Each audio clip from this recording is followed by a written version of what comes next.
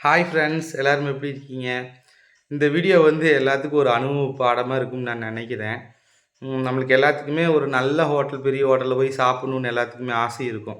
எனக்கு அப்படி ஆசை இருக்கு. ஆனா, நானும் கைத்து தனியாலாம் போனா அந்த மாரி பெரிய ஹோட்டலுக்குலாம் போமாட்டோம்.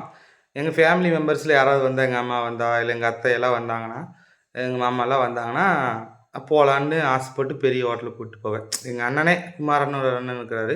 அவரு வந்தாலும் நான் பெரிய ஹோட்டல்ல தான் கூட்டிட்டு போவேன். ஆனா, நான் இது நாள் வரைக்கும் சாப்பிடாத பில்லு, இந்த ஹோட்டல்ல பில்ல திட்டுன்னு திட்டுனாங்க. ஆனா வந்து சாப்பாடெல்லாம் செம்மையா இருந்தது. என்னென்ன சாப்பிட்டேன்னு உங்களுக்கு சொல்லிர்றேன். அதுக்கு இவ்வளோ ஆகுமா? அப்படிங்கிறத நீங்களே சொல்லுங்க. மொத்தம் 5 பேர் போனோம்.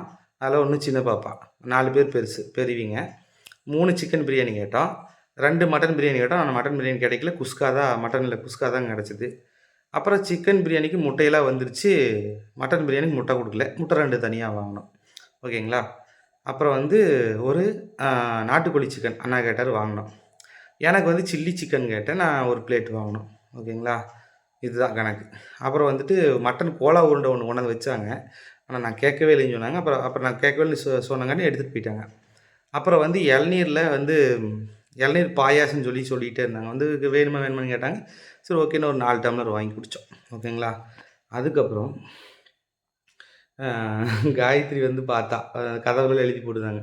இளநீர் பாயாசத்துக்கு தனியா காசு சார்ஜ் பண்ணுவாங்களாமாங்க அப்படின்னு. அப்படி சும்மாவாடி குடுப்பாங்க. தண்ணிக்கு காசு இல்லாம இருந்தா சரி அப்படின்னு நான் நெனச்சேன். ஆனா கடைசியில பார்த்தா தண்ணிக்கும் காசு போட்டுட்டாங்க. பில்ல கேட்டீங்கன்னா, நான் ஷோ பண்றேன் பாருங்க 2 பக்கமுமே. இதுதான் அந்த லிஸ்ட்ல தான் இருக்கும். தண்ணிக்கும் காசு போட்டுட்டாங்க. ரூ. 2556ங்க. நான் 2 பக்கம் ஷோ பண்றேன் பாருங்க. ஆனா இவ்ளோ என் வாழ்க்கையிலேயே இவ்வளோ பெரிய அமௌண்ட்டு ஒரு வேளை சாப்பாட்டுக்கு 5 பேத்துக்கு ஆயிருக்குது அப்புட்னா இதுதான் ஃபர்ஸ்ட் டைமு. நெறைய பேர் நெறைய ஹோட்டல்ல போய் சாப்பிட்டுருப்பீங்க. இந்த பில்ல பார்த்து சொல்லுங்க. இது நியாயமா? நியாயம் இல்லையான்னு சொல்லுங்க. நான் ஹோட்டல் பேரெல்லாம் சொல்ல விரும்பல. சாப்பாடுல திருப்தியா மனசார இருந்தது. காச பார்க்கும்போது கொஞ்சம் பக்குன்னு இருந்தது. ஆனா சாப்பாடுலாம் நல்லா இருந்தது. ஹோட்டல் பேர சொல்லி நான் பேரெல்லாம் கெடுக்க மாட்டேன்.